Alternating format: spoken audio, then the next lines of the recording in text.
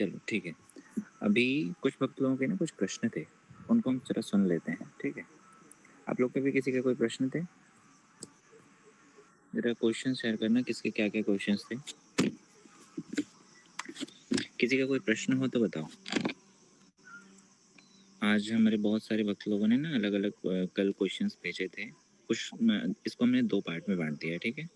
कुछ क्वेश्चंस के आंसर्स जो साधारण प्रश्न हैं, जिनको किया जा सकता है, उनको मैं कर दूँगा। कुछ क्वेश्चंस हैं जो उन्नत अधिकार के हैं, ठीक है? उन क्वेश्चंस को आंसर मैं ना करके हमारे कोई प्रभु जी कर देंगे, कृष्णदास प्रभु जी कर देंगे, ठीक है? 1-2 सेशंस में अगले सारे ही आंसर्स हम कर देंगे, ठीक है? ओके, अब स्टार्ट करते हैं। देखो ये पहला क्वेश्चन किसी भक्त का आया था। किसका था एक बार वो हैंड रेज़ कर देना बस, ठीक है? जिसका भी था। कह रहे हैं कृष्ण भक्तों की प्रारंभिक अवस्था में ऐश्वर्य बुद्धि होती है तथा सिद्धि अवस्था में माधुर्य बुद्धि उत्पन्न हो जाती है। जबकि नारायण भक्तों की प्रारंभिक और अंतिम दोनों ही अवस्थाओं में ऐश्वर्य बुद्धि ही बनी रहती है। जब नारायण भक्तों की प्रारंभिक और सिद्धि अवस्था दोनों में ही ऐश्वर्य बुद्धि रहती है, तो फिर इन दोनों अवस्थाओं में अंतर क्या है? देखो पहली चीज तो ये शिखा दीदी का था, ठीक है? कृष्ण भक्तों की जो ब्रज भक्ति कर रहे हैं, सारे कृष्ण भक्तों की माधुर्य बुद्धि नहीं होती। पहली चीज तो हमें ये समझना पड़ेगा, ठीक है? जो सिर्फ ब्रज भक्ति द्वारका वाले भक्तों की ऐश्वर्य बुद्धि रहती है। रुक्मिणी की ऐश्वर्य बुद्धि हमेशा रहेगी, सत्यभामा जी की ऐश्वर्य बुद्धि रहेगी, दूसरी दूसरी जो पटरानियां हैं उनकी सबकी ऐश्वर्य बुद्धि रहेगी। ब्रज को छोड़ करके चाहे मथुरा में चाहे द्वारका में कृष्ण परिकरों की भी भगवान में ऐश्वर्य बुद्धि है, क्योंकि वहाँ पे उनका ऐश्वर्य है। वहाँ हर कोई आके उनको प्रणाम निवेदन करता है, ठीक है? ये सिर्फ ब्रज में नहीं है, बाकी हर जगह है। भगवान तो हर जगह भगवान है, सिर्फ ब्रज में भगवान भगवान जैसा वो नहीं कर रहे हैं खुद को प्रकाशित। तो जो ब्रज भक्ति करते हैं उनकी क्या प्रारंभिक अवस्था में ऐश्वर्य बुद्धि होती है? नहीं। हम अभी ब्रज भक्ति नहीं कर रहे हैं, इसी को समझना पड़ेगा। ब्रज भक्ति मतलब राग मार्ग की भक्ति, और अभी हम रागानुग है नहीं, हम खुद को रागानुग बोल नहीं सकते अभी। रागानुग होना मतलब किसी रागात्मिक जन के अनुगत हो जाना, तब जाके तो राग मार्ग की भक्ति कर सकते हैं। जब राग मार्ग की भक्ति प्रारंभ होती है तो वो प्रारंभिक अवस्था से ही भगवान में ऐश्वर्य बुद्धि नहीं होती है, इसी को समझना पड़ेगा। जिनकी जैसी बुद्धि, इसको आप लोगों ने कई वैष्णव से पहले भी सुना होगा कि ऐसा नहीं है कि पहले हम वैदिक भक्ति करते हुए भगवान में ऐश्वर्य बुद्धि रखें और फिर जाकर के बाद में वो अपने आप सिद्धि के समय चेंज हो जाएगा। ऐसा नहीं। ये गुरुदेव से भी बहुत पहले किसी ने क्वेश्चन किया था, बड़े गुरुजी से। उन्होंने बताया कि नहीं, भजन की प्रारंभिक अवस्था में ये बोलना होगा कि कृष्ण भगवान नहीं है। जब वो विदेश गए, विदेशी लोगों को उन्होंने ये चीज़ समझाया। उन्होंने कहा था कि Swami ji came here to tell you that Krishna is the supreme personality of godhead.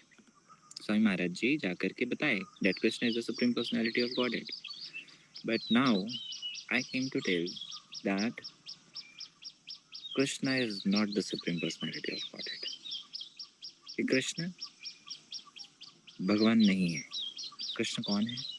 तो कृष्ण हमारे प्रियतम हैं, कृष्ण हमारे पुत्र हैं, कृष्ण हमारे सखा हैं। समझ पा रहे हो? जो ब्रज भक्ति होती है यहाँ शुरू से ही ऐश्वर्य बुद्धि नहीं होती है। अभी समझ आया?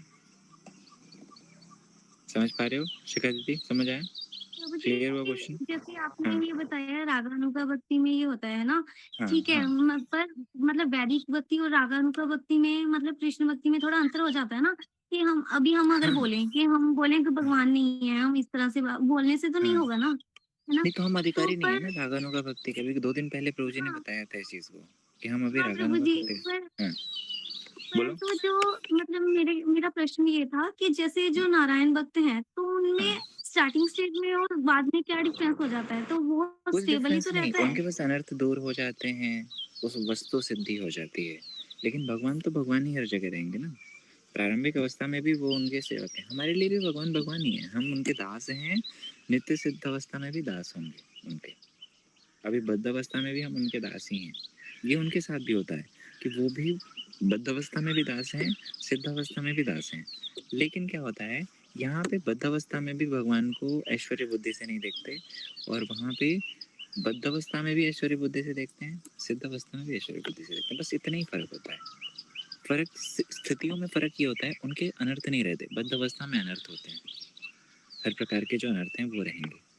वस्तु सिद्धि नहीं होती है, वो बद्ध अवस्था जो होती है उसी अवस्था में रहते हैं। लेकिन जब वो अनर्थ दूर हो जाते हैं, भगवान की कृपा लाभ करते हैं, वैष्णव की कृपा लाभ करते हैं, जब उनको वस्तु सिद्धि हो जाती है तो फिर वो उस जगत में चले जाते हैं, वहाँ जाकर के सेवा करते हैं। ठीक है, समझ आया? कुछ कुछ क्लियर हुआ? नहीं हुआ अभी भी? तो मुझे एक्चुअली थोड़ा मुझे अभी भी क्लियर नहीं हुआ। मीन्स मैं ये पूछना चाह रही थी, जैसे ठीक है हम लोग है ना अभी हाँ भक्ति कर रहे हैं, हमारा अधिकार नहीं है, हाँ जिन लोगों का अधिकार है, तो फिर हाँ वो जो स्टार्टिंग में जैसे नाम आभास शुरू हो गया, उनकी स्फूर्ति थोड़ी शुरू हो गई है ना, हाँ। तो उनको जैसे ये वाली स्टेज मतलब सिर्फ इतना ही है कि बस अनर्थ निवृत्ति हो गई? नो नो नो नो, तो उनको भी होती है। उनके भी भाव भगवान के प्रति, उनको भी भाव होंगे। वो भी सेवा करते हैं तो उनको भी भाव आते हैं, उनको भी अलग अलग प्रकार। ऐसा नहीं है कि उनको वो सात्विक विकार नहीं आएंगे, उनको रोमांच नहीं होगा, उनको कंप नहीं होगा। क्या राम भक्तों को नहीं होगा? होगा, निश्चित रूप में होगा। ये सबके लिए है, स्थितियाँ सबके लिए सेम है, सारी चीजें हैं। ऐसा नहीं है कि सिर्फ हमारे लिए बेनिफिट्स हैं कि हमें ये सब चीज़ देखने को मिलती है और जो नारायण भक्त हैं उनको कुछ नहीं। ऐसा नहीं, भक्ति उनकी भी है, सब कुछ वही प्रोसेस है जो यहाँ पे प्रोसेस है। सबसे पहले साधु संग करना, साधु संग के पश्चात फिर साधु संग करते करते अनर्थ निवृत्ति होती है। गुरु पदाश्रय पहले करते हैं, उसके बाद अनर्थ निवृत्ति होती है। अनर्थ निवृत्ति के पश्चात फिर धीरे धीरे धीरे धीरे करके उस वस्तु में निष्ठा होती है, फिर रुचि होती है, फिर जाकर के आसक्ति हो जाती है, फिर भाव प्रेम आदि। मतलब ये क्रम सबका सेम रहता है, सबके लिए सेम है। ये ऐसा नहीं है कि जो उस प्रकार से भक्ति कर रहे हैं, नारायण भक्ति कर रहे हैं, उनके लिए ये नहीं है, उनके लिए भी ये चीज़ है। उनका भी तो भगवान में प्रेम होता है, उनका भी तो प्रेम उदित होता है, तभी तो उनकी सिद्धि होती है ना। क्रम हर जगह सेम है, ठीक है। लेकिन उनकी भगवान में भगवत बुद्धि रहती है कि भगवान है हमारे। समझ आ रहा है? जैसे ये तो कृष्ण के साथ भी है, सिर्फ ब्रज से बाहर निकल जाओ, कृष्ण के साथ भी यही है। द्वारका में तो है ही ना, हर जगह है, ठीक है।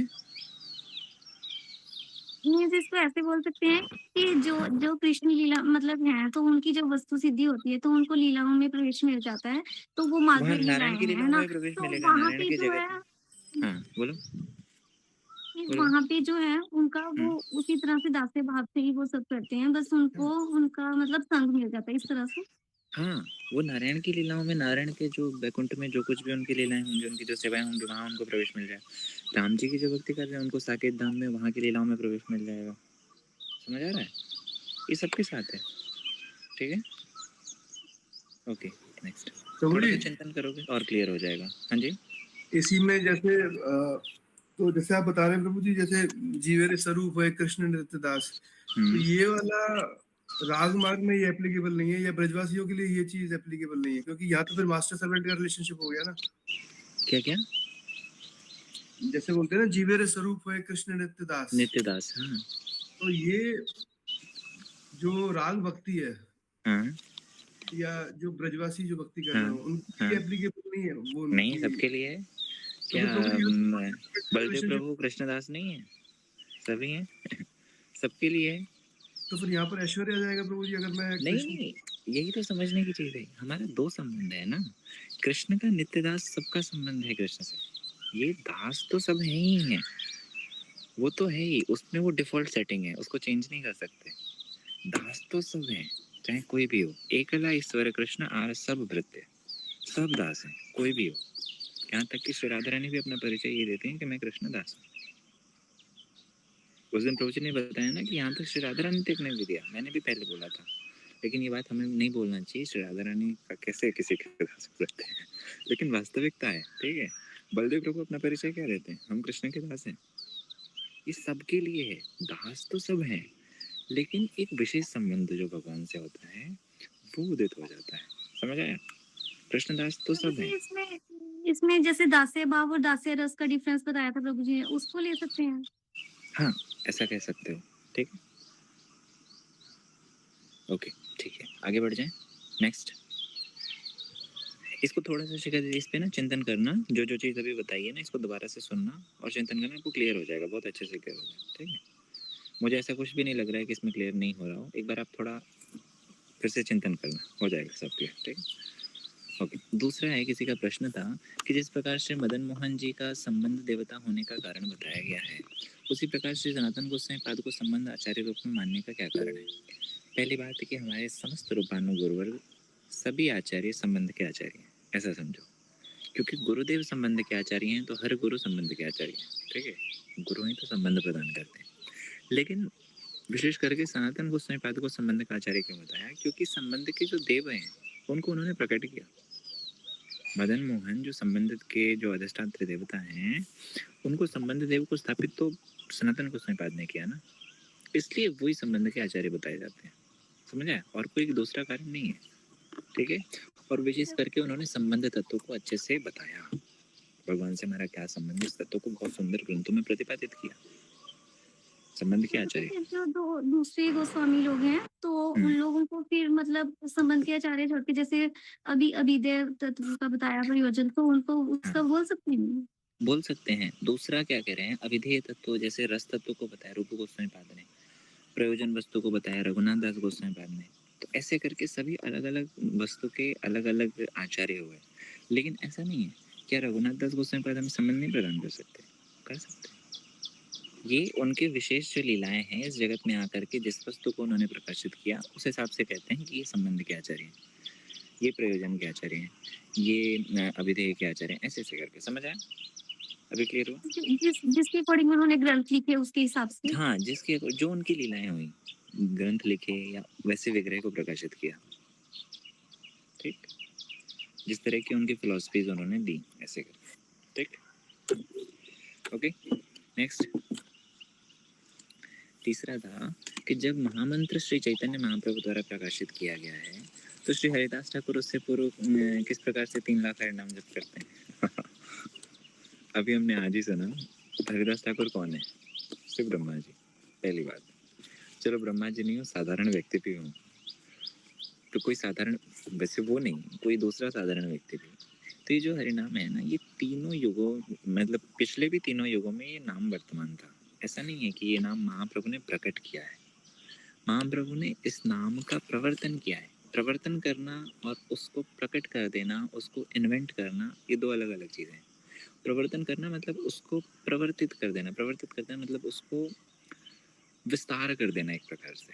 महाप्रभु इस जगत में आए, उन्होंने इस युग धर्म को, इस नाम को, इस हरे कृष्ण महामंत्र को इस जगत में स्थापित किया कि नहीं, यही इस कलयुग का युग धर्म है, सब इसका जप करें, और इसकी महिमा को प्रकाशित किया। लेकिन ये नाम पूर्व से वर्तमान था, पहले भी ये नाम था। और हरिदास ठाकुर तो स्वयं ब्रह्मा जी है ना, उनको पता है कि किस युग का क्या धर्म है, तो वो तो महाप्रभु के आने से पूर्व से भी हरिनाम करते थे, और पूर्व चलो में भी ठीक है। महाप्रभु ने। हाँ बोलो। जैसे ठीक है, मतलब जैसे अभी हमने बोला त्रेता युग में ये मंत्र हाँ है, मतलब हाँ अभी तारक मंत्र भी देखते हैं, तो हाँ उसके हिसाब से भी जब कोई उसको प्रकाशित करता है, तो हाँ मतलब है तो सब कुछ नित्य ही, पर जब कोई हाँ प्रकाशित करता है उसके बाद ही तो वो कंटिन्यू किया जाता है उस युग में, इस हाँ तरह हाँ से। हाँ। तो इसलिए मैंने ये नहीं क्वेश्चन नहीं, पूछा था। शास्त्रों में वर्णित है ना सारी चीजें, शास्त्र में तो बताया गया है ना, शास्त्र में तो बता दिया गया है ना कि ये इस युग का मंत्र है।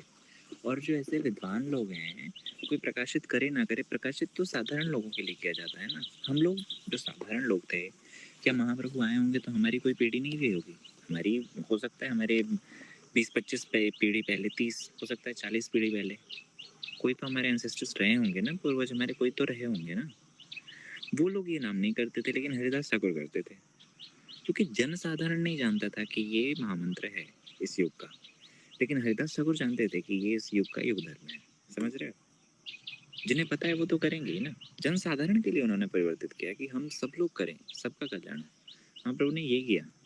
बाकी वेद में, शास्त्र में तो ये वर्णित था ही कि ये हरे कृष्ण महामंत्र इस कलयुग का युग धर्म है। ठीक है, समझ हरे आया? कृष्णा। जी ये भी है ना कि श्री चैतन्य महाप्रभु वो तो हाँ। ब्रह्मा जी के हर दिन में आते हैं, तो ये उन्होंने पहले भी तो प्रकाशित किया और हर बार पहले भी प्रकाशित प्रकाशित करते हैं। किया, हर बार किया है भाई। उनके लिए तो एक्सेप्शन ही, मतलब उनको तो सब पता है, ब्रह्मा जी को तो सब पता है, प्रहलाद महाराज को सब पता है। लेकिन एक साधारण व्यक्ति की बात वहाँ यदि हम ले लेते हैं, तो जिन्होंने कोई ऐसा विद्वान है जिसने पढ़ भी लिया है ना, जिसको पता है और भक्तिमान है, तो वो तो बिना परिवर्तन किए भी वो नाम जप करेगा।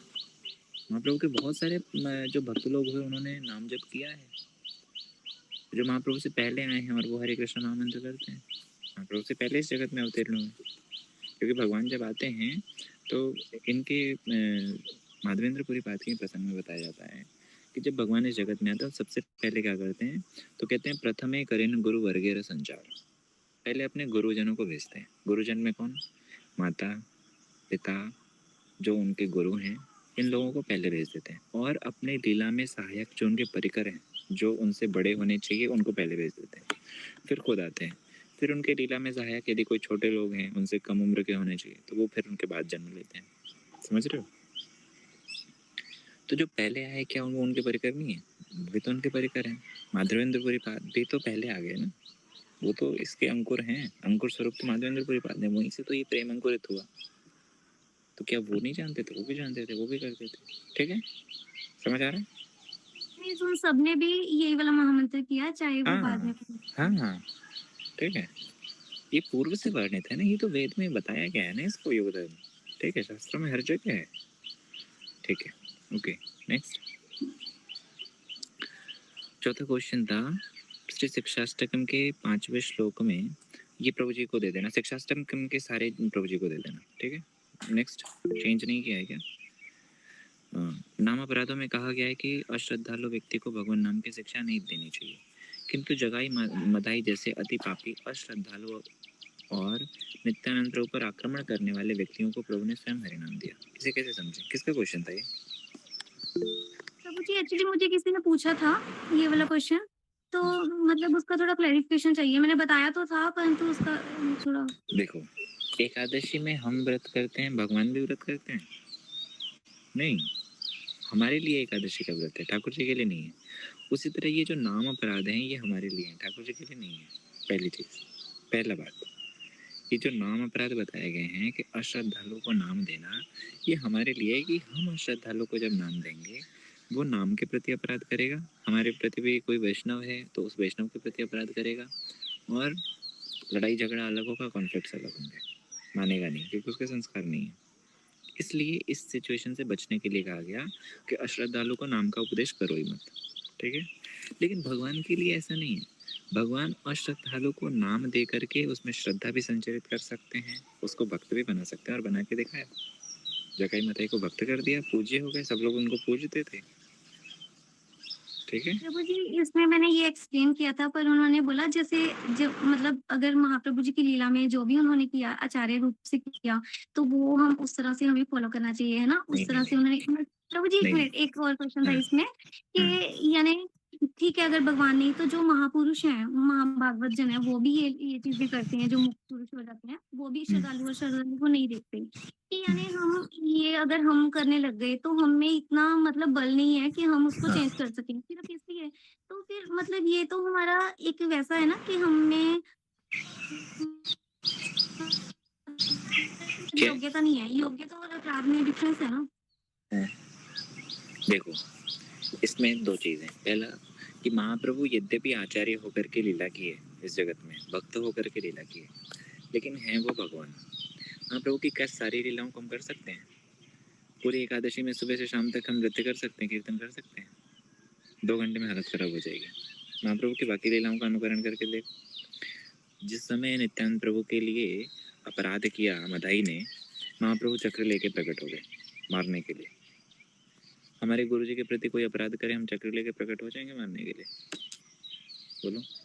महाप्रभु की यद्यपि आचार्य होकर के लीला कर रहे हैं, लेकिन हैं वो भगवान। उनकी लीलाओं का हम अनुकरण नहीं कर सकते। ठीक है, कुछ लीलाओं को जैसे जिस प्रकार उन्होंने आचरण किया है, उनका अनुसरण कर सकते हैं कि हाँ उन्होंने ऐसा किया तो हम ऐसा कर सकते हैं। मतलब ठीक वैसा नहीं, उसके हिसाब से चीज़ें अनुसरण कर सकते हैं। प्रभु जी ने बताया अनुसरण और अनुकरण के बारे में, शिक्षाष्टकम में भी बताया था। एज इट इज़ हम उनकी लीलाओं का अनुकरण नहीं कर सकते कि उन्होंने जगाई मधाई को नाम दिया तो हम भी किसी अश्रद्धालु को नाम देंगे। लेकिन फिर हम देखते हैं कि कई बार गुरुदेव, वैष्णव लोग जो दूसरे आचार्य लोग हैं, वो किसी ऐसे व्यक्ति को हरिनाम देते हैं और बाद में वो लोग हरिनाम नहीं करते हैं, अश्रद्धालु हैं, नाम में उनकी निष्ठा नहीं, फिर भी वो नाम दे देते हैं। ये देखा होगा आप लोगों ने भी कि गुरुजी भागवत में गए, 500 लोग को हरिनाम दिया, अगली बार गए पता चला उसमें से 5 लोग नाम कर रहे हैं, बाकी 495 गायब हैं। तो वो क्यों देते हैं? क्या गुरुजी को नहीं पता कि ये लोग नहीं करेंगे?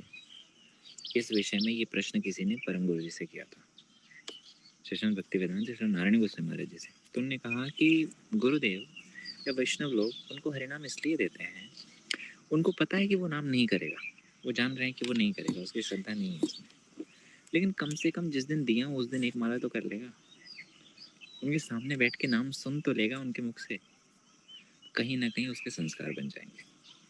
समझ आया?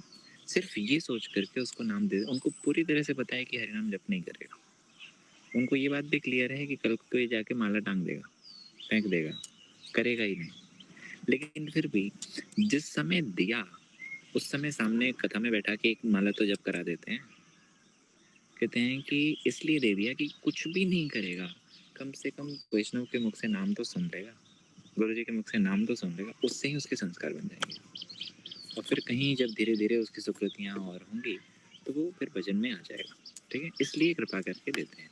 लेकिन हम इसका अनुकरण करने लगे जैसा गुरुजी ने किया, जैसा महाप्रभु ने किया, तो उससे हमें बचना चाहिए। हमें ऐसे किसी अश्रद्धालु के प्रति इतने दयावान नहीं होना चाहिए। ठीक है, बोलो। नहीं, तो फिर जैसे मैं ये पूछ रही थी, उनका मतलब ये क्वेश्चन था कि मतलब इसको अपराध की कैटेगरी में क्यों लिया गया? क्योंकि योग्यता बोल सकते थे ना कि अगर हमें योग्यता नहीं है तो हम नहीं दे सकते, यानी इसमें थोड़ा हाँ, डिफरेंस हो गया ना। तो नहीं, यानी अगर हमारे पास है ही नहीं तो हम देंगे क्या?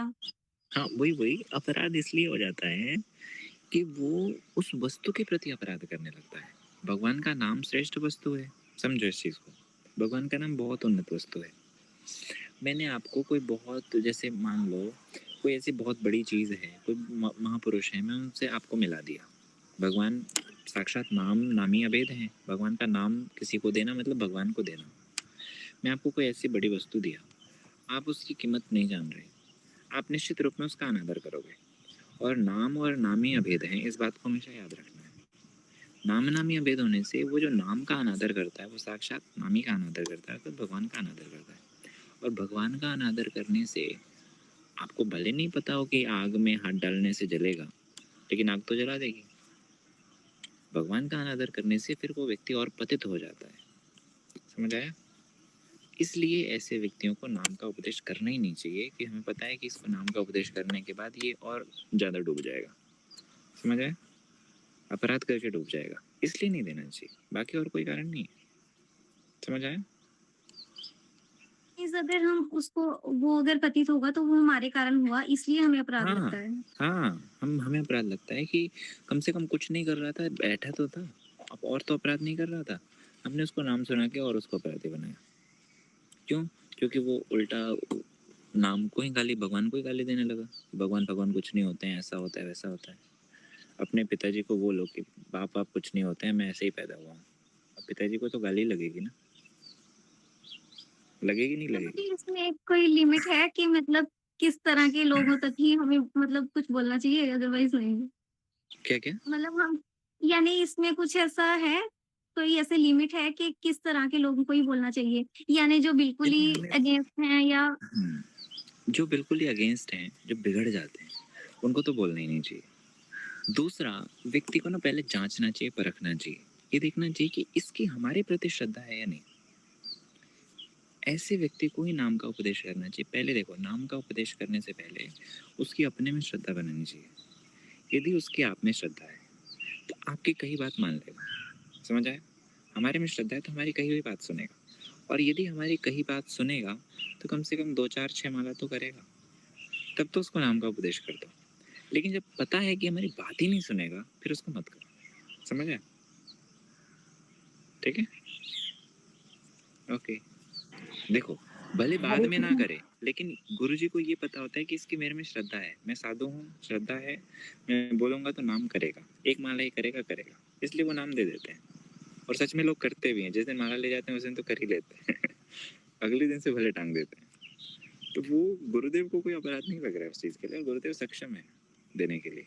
लेकिन हम यदि ऐसा करते हैं, हमें पता है कि हमारे प्रति उसकी कोई श्रद्धा नहीं है, हमारी बात मानेगा नहीं, हम क्यों दें फिर? समझ रहे हैं? ठीक है, ओके। Next question.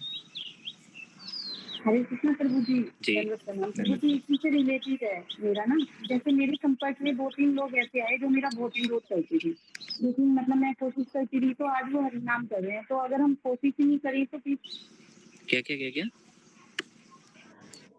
प्रभु जी मेरे संपर्क में ना 2-3 लोग ऐसे आए थे जो बहुत विरोध करते थे मेरे हरिनाम हाँ। करने का, हाँ और आज वो हरिनाम कर रहे हैं, अच्छे से कर रहे हैं। हाँ तो अगर हम कोशिश करना छोड़ ही देते, जैसे वो कुछ बोल रहे हाँ, हैं तो कोशिश करना फिर चाहिए, आज कोशिश करना चाहिए, लेकिन ऐसी कोशिश नहीं करना चाहिए कि वो भगवान को गाली देना शुरू करे। ये वाली कोशिश नहीं करनी चाहिए बस, ठीक है? समझ आया? जी प्रभु। जैसे कुछ लोगों के घर में होता है, वो गुरु जी के विरोधी हो जाते हैं, मतलब गुरुदेव को ही उल्टा गाली देना शुरू कर देते हैं, तो वो लोग पतित हो जाएंगे। इसलिए उन लोगों को नहीं छेड़ना चाहिए। समझ आया? ये देखना चाहिए इनकी श्रद्धा है या नहीं, और श्रद्धा नहीं है तो उनकी श्रद्धा बनाने की कोशिश करनी चाहिए, ना कि उनको सीधा ज्ञान देना चाहिए। ठीक है, ओके। नेक्स्ट कह रहे हैं, क्या स्तुति स्तवन या अष्टकम पाठ करते हुए भी काल स्थान सूची अशुचि का ध्यान रखना होगा, या फिर किसी भी समय स्तुति अष्टकम पाठ कर सकते हैं? इसके लिए बताया किसी भी काल में स्तुतियाँ अष्टकम पाठ कर सकते हैं, इनके लिए कोई नियम नहीं होता। इस क्योंकि ये स्तुतियों में क्या है, नाम है, अष्टकम में क्या है, नाम है, इन सब में नाम, भगवान के नाम ही है। तो इनके लिए कोई ऐसा नहीं है कि किस स्थान पे करना चाहिए, किस स्थान पे नहीं। अब जैसे कुछ विशेष स्तुतियाँ हैं, जैसे जय जय देव हरे मंगल गीत, अब इसको बताया कि इसको कोशिश करना चाहिए भगवान के निकट पाठ करना चाहिए, क्योंकि हमारा इसमें विश्वास होना चाहिए कि हम जब इसको पाठ करते हैं तो साक्षात जगन्नाथ जी आ जाते हैं इसको सुनने, सच में सुनने आ जाते हैं। इसकी कितनी सारी लीलाएं भी हैं कि जब ये स्तुति पाठ होती है, जगन्नाथ जी वहाँ पहुँच जाते हैं सुनने के लिए। तो इसको शौचालय में बैठ के नहीं पाठ करना चाहिए। कुछ स्तुतियों के विषय में थोड़ा ध्यान रखना चाहिए। कुछ स्तुतियाँ वेद स्तुतियाँ होती हैं, वेद मंत्रों में बताई गई हैं, सामवेद इत्यादि में बहुत सारी स्तुतियाँ हैं, कृष्ण की स्तुतियाँ हैं सामवेद आदि में। उन स्तुतियों को फिर ऐसे अपवित्र स्थानों पे ना पाठ करें, क्योंकि वेद है ना, वेद की मर्यादा है। पुरुष सूक्त है, स्त्री सूक्त है, नारायण कवच है, ये सिद्ध मंत्र हैं, गायत्री मंत्र है।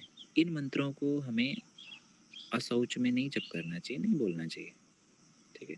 लेकिन बाकी के जिनमें नाम का वर्णन है, जो सुंदर सुंदर स्तुतियाँ, उनको कहीं भी कर लो, कोई दिक्कत नहीं है, ठीक है? ये सोच विचार के करना पड़ेगा कौन सा करना चाहिए, कौन सा नहीं करना चाहिए। जो वेद स्तुतियाँ हैं विशेष करके, जो जिनमें जो मंत्र हैं, उनको नहीं करना चाहिए। मंत्रों में एकमात्र हरे कृष्ण महामंत्र को बोला कि किसी भी स्थिति में करो, बाकी मंत्रों को किसी भी स्थिति में नहीं कर सकते, ठीक है? तो इस चीज़ का थोड़ा सा खुद ही विचार करना पड़ेगा कि कौन सा है कौन सा नहीं, किसी वैष्णव से पूछ लेना चाहिए कि इसको करें ना करें, ठीक? नेक्स्ट कह रहे हैं कि यदि कोई हरि कथा ना सुने तो क्या केवल हरिनाम करने से उसे भगवत प्राप्ति हो जाएगी? कभी नहीं होगी। हरि कथा नहीं सुने और सिर्फ नाम कर रहे हैं, आपको लगता है कि नाम में मन लग जाएगा? क्या नाम में कहाँ से मन लगेगा? जब भक्त हरिनाम करते हैं तो हरिनाम करते करते क्या हम लोग करते हैं, आधा घंटा हरिनाम किया, बोर हो गए, माला टांग दी हमने। क्या हम निरंतर हरिनाम कर सकते हैं बिना हरि कथा के? गुरु जी कहते हैं हरि कथा ही एकमात्र इस जगत में बलवान वस्तु है। कृष्ण स्वयं कहते हैं कि मेरी जो कथा है कैसी है, कहते हैं अत्यंत वीर्यवती। वास्तव में हमारे हृदय में जो विकार हैं, उन विकारों का छेदन करना, उनको शमन करना, ये हरि कथा में ही सामर्थ्य है, क्योंकि उसमें भगवान के गुण हैं जो हमें आकृष्ट करते हैं, उसमें भगवान की लीलाएं हैं जो हमें अपनी तरफ आकृष्ट करती हैं, उसमें भगवान के सुंदर सुंदर ऐसे चर्चाएं की जाती हैं जिसमें होता क्या है कि वो हमारे हृदय के विकारों को दूर करना, हमारे हृदय की स्थिति को और भी उन्नत करना, ये सारा काम हरि कथा से होता है। हमारे हृदय में जो संशय हैं भगवान के प्रति, उनका छेदन कौन करता है? संत हरिकथा के माध्यम से ही तो करते हैं। तो हरिकथा तो सुनना ही पड़ेगा। हरिकथा सुने बिना यदि हम सोचें कि हम खाली हरिनाम कर लेते हैं उससे हो जाएगा, तो नहीं होगा, क्योंकि फिर हरिनाम हम कर ही नहीं पाएंगे ना। कितना करेंगे, करके देख लेना। 2 महीना कथा सुनना बंद कर दो और हरिनाम करो, देखो कितना हरिनाम होता है। और फिर हरिकथा सुन के 2 महीने क्या 2 दिन कर लो, पता लग जाएगा, ठीक है। और हरी कथा सुनते हुए हरिनाम करो, हरी कथा भी सुनो 2 घंटे, 4 घंटे हरिनाम भी करो, फिर देखो क्या आनंद है, ठीक है। ओके नेक्स्ट कह रहे हैं, यदि कोई राधा नाम लेते हुए प्राण त्यागे और अन्य हरे कृष्ण महामंत्र करते हुए प्राण त्यागे तो दोनों को समान गति प्राप्त होगी। देखो, नाम तो भगवान का सारा ही श्रेष्ठ है, विशेष करके श्रीमती राधा रानी का नाम तो अत्यंत श्रेष्ठ है। लेकिन यद्यपि हमें गुरुवर के ये नाम देते नहीं है, श्रीमती राधा रानी का नाम, श्रीमती राधा रानी कौन है? हमारे गुरु के गुरु के गुरु के गुरु के गुरु के गुरु के जाने कितने गुरुओं के वो गुरु हैं, और जो परम जगत गुरु श्री कृष्ण है उनके भी गुरु हैं। तो क्या ऐसे गुरु का नाम हम ऐसे ही ले लेंगे, राधा राधा राधा राधा ऐसे करेंगे? कभी नहीं कर सकते। गुरुदेव का नाम लेने से पहले कितने मतलब आगे में उपाधियां जोड़नी पड़ जाती हैं। क्या श्रीमती राधा रानी का नाम हमें ऐसे लेना चाहिए? इसलिए ये नाम डायरेक्ट देते नहीं है। पहली बात, महाप्रभु ने भी नहीं दिया, महाप्रभु स्वयं कृष्ण थे, उन्होंने बोला हरे कृष्ण, राधा रानी का नाम हरा से संबोधित किया, डायरेक्ट नाम नहीं लिया, क्योंकि वो कृष्ण के भी गुरु हैं, साक्षात वो कृष्ण है, लेकिन उनके भी गुरु हैं श्रीमती राधा रानी। पहली चीज। दूसरा, यदि किसी को पता ही नहीं है और उसने राधा नाम लेकर के चला गया, मर गया, तो क्या निश्चित रूप में उसकी श्रेष्ठ गति होगी, श्रेष्ठ गति होगी। लेकिन किसी ने गुरु से प्राप्त किया हरे कृष्ण महामंत्र है और किसी ने ऐसे ही कृष्ण नाम ले लिया, दोनों की गति में भेद होगा। क्योंकि जो गुरु से नाम प्राप्त करते हैं वो साधारण शब्द नहीं होता, वो अक्षर ब्रह्म है, शब्द ब्रह्म है। और जो ऐसे ही नाम करते हैं उसमें फर्क है, वो साधारण अक्षर है, साधारण शब्द है, क्योंकि उस शब्द की शक्ति हमारे पास नहीं है ना, शक्ति तो भगवान के पास ही है, गुरु के पास ही है।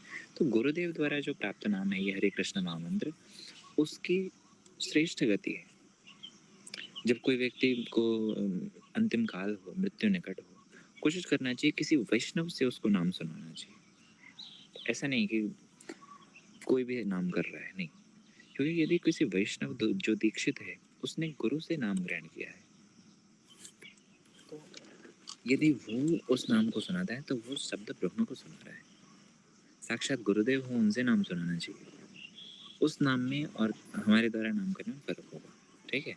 कहने का तात्पर्य कि जो हरे कृष्ण महामंत्र किसी गुरु से प्राप्त किया, सदगुरु से प्राप्त किया परंपरा में, उसको अंतिम समय में लेना और साधारण रूप से कोई भी नाम ले लेना, चाहे श्रीमती राधा रानी का ही नाम है, तो उनमें फ़र्क तो होगा, निश्चित रूप में होगा, क्योंकि वो शब्द ब्रह्म है, ठीक है। लेकिन ऐसा नहीं है कि उससे गति नहीं होगी। उसने कृष्ण नाम लिया, श्रीमती राधा रानी का नाम लिया, राम नाम लिया, नारायण नाम लिया, श्रेष्ठ गति तो उससे भी होगी, यमदूत तो उससे भी फटकने वाले नहीं है। लेकिन प्रेम नहीं प्राप्त हो सकता। अजामिल को प्रेम नहीं प्राप्त हो गया था, लेकिन यमदूत जरूर भाग गए थे। समझ आए? क्लियर हुआ? किसका प्रश्न था ये? प्रश्न किसका था ये? नंदरानी माता जी का। ओके ठीक है, नेक्स्ट। भक्त लोग, आपके भी प्रश्न हो तो भेज देना, कल हम प्रश्न करेंगे, उसके बाद फिर आगे चल के कभी समय आएगा तो करेंगे, ठीक है। फिर उसके प्रश्नों को भेज देना। यहाँ कह रहे हैं कि ब्रज में बहुत से रसिक संत हुए जिन्होंने गोपी प्रेम की और ब्रज की माधुरी लीलाओं के बारे में पद लिखे, परंतु उन्होंने गौड़ीय संप्रदाय का आश्रय ग्रहण नहीं किया। तो यह कैसे संभव है कि बिना रूप रघुनाथ की शरण ग्रहण किए उन्होंने माधुरी रस में भक्ति करी? क्योंकि हमारे गौड़ी संप्रदाय में विशेषकर श्री रूप गोस्वामी पाद जी का अवदान है कि वे राधा कृष्ण के प्रेम भक्ति को प्रदान करने के लिए। देखो, बहुत सारे अलग अलग संप्रदायों में बताया गया है, ऐसा नहीं है कि जो मतलब दूसरे अलग अलग संप्रदायों में लोग हैं, प्रामाणिक संप्रदायों की बात कर रहा हूँ मैं, जो 4 संप्रदाय हैं उन्हीं की बात हो रही है यहाँ पे। तो उधर में जो भक्ति कर रहे हैं उनकी सिद्धि नहीं होती, उनकी भी सिद्धि होती है, लेकिन उनकी वस्तु सिद्धि और हमारे संप्रदाय में जो भक्ति कर रहा है, रूप रघुनाथ के अनुगत होकर कर रहा है, उनकी वस्तु सिद्धि में बहुत फर्क है, ठीक है। उन्हें वो वस्तु की सिद्धि होगी जो उनके आचार्य दे सकते हैं, हमें वो वस्तु की सिद्धि होगी जहाँ पे श्री रूप गोस्वामी का, श्री रघुनाथ दास गोस्वामी पाद का अधिकार है, ठीक है। तो उनमें फर्क है, ठीक। आगे बढ़ जाओ, नेक्स्ट। तद्विद्य प्रणिपातेन परिप्रश्नेन सेवाया के अनुसार हम ऐसे भक्तों जैसे परम गुरुदेव के शिष्य आदि को हम गृहस्थ भक्त कैसे उनकी सेवा कर सकते हैं, क्योंकि वे सभी तो अनासक्त रूप से भजन कर रहे हैं। वह किसी प्रकार से अपनी सेवा की कोई अभिलाषा नहीं रखते। हाँ, जो निष्किंचन भक्त हैं, सेवा उन्हीं की करनी चाहिए, लेकिन वो सेवा आपसे लेंगे नहीं। कहते हैं कैसी सेवा कर सकते हैं? एक तो सेवा होती है कि हमें समझ, यदि हमारी सेवा की भावना है ना, तो हम सेवा ढूंढ लेंगे। पहली बात, हमें दिख जाएगा कि क्या सेवा करनी चाहिए, क्या नहीं करनी चाहिए। ठीक है, वो अधिकार के हिसाब से खुद ही समझ आ जाता है। दूसरा, पहले हमें समझना पड़ेगा कि क्या सेवा है, क्या नहीं है।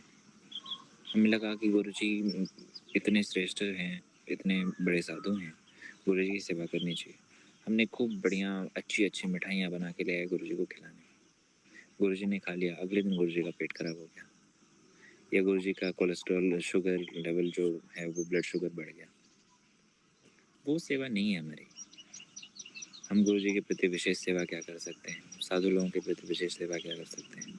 गुरुदेव से एक बार मैंने ये प्रश्न किया था, गुरुदेव ने स्वयं इसका उत्तर दिया था, कहे कि वास्तव में यदि हमारे गुरुवर्गों की, गुरु परंपरा की कोई सेवा कर सकता है, कहते हैं कि वो यही चाहते हैं, हर जगत के समस्त जीवों से वो यही चाहते हैं कि सब अपना साधारण भजन करें, ठीक ठीक रूप में आचरण करें और महाप्रभु की वाणी का प्रचार करें, जिसको देने के लिए स्वयं महाप्रभु आए, जिसको देने के लिए समस्त रूपानु गुरुवर्ग आए, जिसको देने के लिए गुरुदेव आए, उसका प्रचार करें, लेकिन आचरण करते हुए, बिना आचरण के प्रचार नहीं करें। ठीक है, बस यही वास्तव में उनकी सेवा है। बाकी तो और हम क्या ही उनकी सेवा करेंगे। वो चिद जगत के व्यक्ति हैं, उनके पास सब कुछ है, उनकी इच्छा मात्र से। कल हमने सुना था ना, कहते हैं कि वंशिका ने बताया था, ये श्लोक भी ऐड किया था, कि जो धर्म अर्थ काम मोक्ष इत्यादि हैं, वो तो हाथ जोड़ के खड़े रहते हैं, कभी किसी भक्त की सेवा का अवसर प्राप्त हो जाए। भुक्ति मुक्ति तो हाथ जोड़ के खड़े रहते हैं कि कभी हमारा चांस आ जाए। हम क्या किसी भक्त की सेवा करेंगे? हम उनकी वास्तविक सेवा अपना भजन करके ही कर सकते हैं। ठीक है, खुद ईमानदार हो गए, अच्छे से हरिनाम करते हुए, अपना भजन करते हुए वास्तव सेवा कर सकते हैं। ठीक, और भी इसमें ना बहुत सारे महाराज लोगों ने, मैंने ये क्वेश्चन कई बार अलग अलग लोगों से पूछा है, अलग अलग परम गुरुदेव के शिष्य लोगों से, श्री परिव्राजक महाराज जी से, और भी अलग अलग महाराज से, उन्होंने अलग अलग उत्तर दिए इसमें, लेकिन सबका सार यही था जो मैंने बोला। ठीक है, आगे चलते हैं। नेक्स्ट, एक काम करो, आज के लिए इतने रेंज 7:30 हो गए, कल ये क्वेश्चन ले लूँगा 11 से। ठीक है, हरे कृष्ण। और कल ना कोई नया विषय नहीं लेंगे, क्योंकि मंगलाचरण तो आज समाप्त कर दिया, कल कोई नया विषय नहीं होगा। स्टार्टिंग में पावर पॉइंट प्रेजेंटेशन कैसे बननी चाहिए उसको हम थोड़ा सा सिखा देंगे, और 5-7 मिनट लगेगा उसमें, और उसके बाद हम कल सिर्फ प्रश्नों को ही लेंगे। आज मंगलाचरण वाला आप लोग को पूरा दिखाना था, क्योंकि PDF भेज दिया, लेकिन होता क्या है ना कि जाने आपके फ़ोन में रोज़ कितने PDF आते होंगे। यद्यपि आज मंगलाचरण के विषय में कुछ कहना नहीं था, लेकिन फिर भी करना इसलिए पड़ा। होता है क्या, आजकल हमारे मोबाइल में ना अनलिमिटेड ग्रुप्स हैं, जब जो मन किया, जिसने ही मन किया ग्रुप में ऐड कर लिया। अनलिमिटेड ग्रुप्स में अनलिमिटेड कंटेंट आते हैं, और जो हमें यहाँ पे इतने रिफाइंड कंटेंट मिल रहे हैं, हम इसकी इम्पोर्टेंस समझ ही नहीं पाते। और हम क्या करते हैं, जैसे उन PDFs को हम नहीं डाउनलोड करते हैं, इस PDF को भी हम नहीं डाउनलोड करेंगे, लेकिन हम ये नहीं समझते हैं इस PDF के पीछे भक्त लोगों ने कितना परिश्रम किया है। हमारे कृष्णदास लोगों ने साल भर मेहनत किया है, साल भर मेहनत किया है, उनसे बैठा नहीं जाता, कमर में दर्द होती है। आपने देखा होगा, आधे घंटे से ज़्यादा कथा नहीं करते, पहले 1 घंटे करते थे, उन्होंने लिमिट करा के बोला कि लास्ट 45 मिनट्स, इससे ज़्यादा मैं बैठ ही नहीं सकता। लेकिन दिन दिन भर, रात रात भर काम करके इस ग्रंथ को बनाया, ये सारे मंगलाचरणों को कलेक्ट किया, उनको लिखा, उनके अर्थ दिए। हमें समझना चाहिए कि उन भक्तों ने कितना परिश्रम किया, परम गुरु जी ने कितना परिश्रम किया। उस कंटेंट को और भी रिफाइंड फॉर्म में हमारे यहाँ पे जो भक्त लोग हैं, वो बहुत सारे भक्त लोग हैं जो सेवा करते हैं, और वो सेवा करके आप लोगों को और रिफाइन करके उसको और दे रहे हैं। रिफाइन मतलब कि उसको और क्रिस्प बनाना। रिफाइन तो बड़े बड़े वैष्णवों ने किया है, उसको और क्रिस्प बना के आपको दे दे रहे हैं, और कंसाइज कर देते हैं। और उसके बाद भी हम उनको देखें नहीं, PDF डाउनलोड ही ना करें, पढ़ें ही ना, तो फिर तो अब हमारा प्रभु जी दुर्भाग्य है। फोटोकॉपी निकलवा ली हमने उसकी। बहुत अच्छा किया। तो ये हमारा दुर्भाग्य है यदि हम ना करें इतने के बाद भी। वो भागवतम में हमारे लिए ही कहा कि सा आत्मा, हम वही आत्मघाती लोग हैं जो अपनी हत्या खुद ही कर रहे हैं। ठीक है, इसलिए आज का सेशन मंगलाचरण पे रखा कि दिखाने के लिए कि इसके अंदर क्या क्या रत्न भरे पड़े हैं। ठीक है, ओके, कल हम बस ये 2 चीज़ करेंगे, क्वेश्चन आंसर्स लेंगे प्रेजेंटेशन किसी और का रहेगा तो अच्छी बात है, और अच्छी बात नहीं है, कल कम से कम 2 से 3 प्रेजेंटेशन होने चाहिए, क्योंकि आधे घंटे के अंदर क्वेश्चन आंसर सेशन भी हो जाएंगे और पीपीटी भी दिखा दूंगा, ठीक है। कल हो जाएगा। कल कितनी तारीख हो जाएगी? 19 है ना। अगर आप लोगों में किसी का प्रश्न और भी आता है तो 20 तारीख को भी हम क्वेश्चन आंसर सेशन रख लेंगे यदि प्रश्न आते हैं। मैंने देखा बहुत लोगों के बहुत अच्छे अच्छे क्वेश्चंस आए हैं। अभी हमने बहुत सारे क्वेश्चंस तो लिए ही नहीं, ठीक है। और कुछ क्वेश्चंस मैंने स्पेशली उनको रखे हैं, जैसे शिखा दीदी आपके भी कुछ क्वेश्चंस होंगे जो नहीं आए होंगे, या और भी वक्त लोगों के कई सारे क्वेश्चन नहीं होंगे, उसको मैं उत्तर कराऊंगा प्रभु जी से, ठीक है। क्योंकि शिक्षाष्टक हम प्रभु जी करा रहे हैं, उसके सारे उत्तर वही करें तो अच्छा है, ठीक है। जी तो और हाँ, दूसरा कि क्योंकि आप क्वेश्चन पूछ रहे हो उनके कंटेक्स्ट में, क्योंकि उनसे आपने सुना और फिर आपके प्रश्न आए, तो यदि वो उत्तर करें तो ज़्यादा अच्छा है, ठीक है। दूसरा, कुछ और भी प्रश्न थे जो बड़े कॉन्फ्लिक्ट वाले थे। कॉन्फ्लिक्ट वाले मतलब राधा वल्लभ को लेकर के, हरिदास जो संप्रदाय हैं उनको लेकर के अलग अलग। तो मैं कॉन्फ्लिक्ट वाले कोई भी क्वेश्चन नहीं लूँगा, उसको किसी बड़े वैष्णव से कराऊंगा, ठीक है। पता चला कल को कोई रिकॉर्डिंग इधर उधर मेरी शेयर कर रहा है, ठीक है, तो वो क्वेश्चंस मैं जानबूझ के नहीं लिया, ठीक है। तो वो मैं कराऊंगा प्रभु जी से, ठीक है। ओके, हरे कृष्ण, धन्यवाद प्रणाम हरे सभी को। जय माता ध्वनि जी, जय। क्या दोनों हरे कृष्ण प्रभु जी। हरे कृष्ण प्रभु जी, आपने बोला था मुझे याद कराने के लिए। क्या करने? हाँ, रेवा माता जी, गुड गुड, अच्छा। भक्त लोग अब ना आज समय हो गया है, कल याद कराना सुबह में ही, बिल्कुल 6 बजे याद कराना, ठीक है। अभी ज़्यादा लोग हैं भी नहीं, 50 के करीब हैं, ठीक है। कल सुबह 6 बजे ही याद कराना, जिस समय सब लोग होते हैं ना, फिर उस टाइम में बताऊंगा। प्रश्न ये था माता जी का कि जैसे ना आप लोग नाम हट्टे के लिए प्रयास कर रहे हो, सभी सबका उद्देश्य यहाँ वही है। तो जब आप कोई प्रोग्राम करते हो, जैसे ऑनलाइन ही कोई सेशन आपने रखा या ऑफलाइन सेशन रखा, अपने घर में रखा या किसी भक्त के घर में गए, कहीं पे भी किसी अभक्त लोगों के यहाँ ही गए या फिर कहीं भी किसी भी स्थान पे गए, तो प्रोग्राम को रन कैसे करें, क्या प्रोसेस होगा, क्या प्रोसेस फॉलो करें, ये सबका प्रश्न होना चाहिए। लेकिन माता जी का प्रश्न है, इनको धन्यवाद, ये बहुत अच्छे से प्रयास कर रही हैं। तो कल मैं इस पे बताऊंगा कि क्या प्रोसेस होना चाहिए जो हमें फॉलो करना चाहिए किसी भी प्रोग्राम को स्टार्ट करने से पहले। जैसे कहीं हमारी कथा कहने गए, कहीं कीर्तन में गए, हम खुद ही ऑनलाइन प्रोग्राम ऑर्गेनाइज कर रहे हैं, तो वो किस तरह से करना चाहिए, उसका क्या सीक्वेंस होना चाहिए, क्या किस प्रोसेस को फॉलो करना चाहिए, ठीक है। इसको हम कल कर लेंगे, ठीक। स्टार्टिंग के टाइम में याद दिला देना एक बार, वैसे मुझे याद रहेगा फिर, ठीक है। हरे कृष्ण, जय ध्वनि कोई दो, चलते हैं। विष्णु मोनिका रोका माता जी, जय ध्वनि।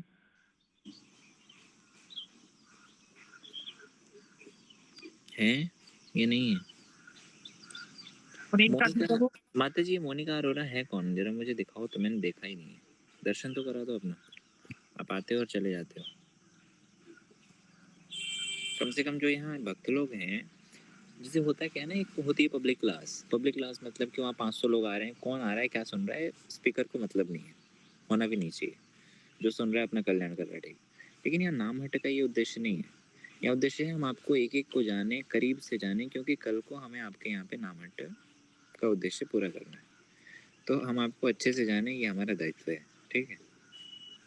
तो यहाँ पे कौन है मोनिका अरोरा हमें पता ही नहीं आज तक। यहाँ एक एक भक्त को हम अच्छे से जाने, उनका व्यवहार कैसा है, उनका आचरण कैसा है, क्या उनके यहाँ हम इस प्रकार का कुछ कर सकते हैं, नहीं कर सकते हैं, क्या उनको सिखाना वर्थ इट है, उनके ऊपर समय देना अच्छी बात है, या हमारा टाइम वेस्ट हो रहा है उनके ऊपर समय देना, ये सब चीज़ हमें जानना पड़ेगा। वरना क्योंकि हमारे पास लिमिटेड टाइम में हमें बहुत काम करना है, ठीक है। तो इसीलिए सबका परिचय होना आवश्यक है।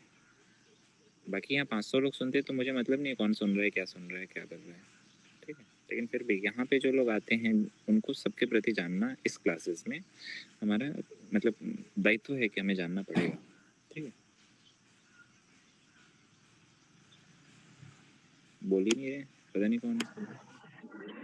हरे कृष्ण प्रभु जी। ये जी। ना नई दीदी है फरीदाबाद से प्रभु जी। अभी हमारी सुबह हरि नाम की क्लास होती है ना, जो उसमें आती है, तो हमारे ग्रुप से ये इसमें आई है। अभी वो बिल्कुल नहीं होंगे। चलो ठीक है, कोई नहीं, बोलो कोई और बोलो। रेवा माता जी आप ही आज जय ध्वनि दो। मैं दूं प्रभु जी? मैं दूं रेवा प्रभु माता, रेवा रेवा रेवा माता जी, रेवती माता जी बोलो। हरे कृष्णा, रेवती माता जी, हरि बोल। म्यूट हो, आवाज नहीं आ रही। सेवा माता जी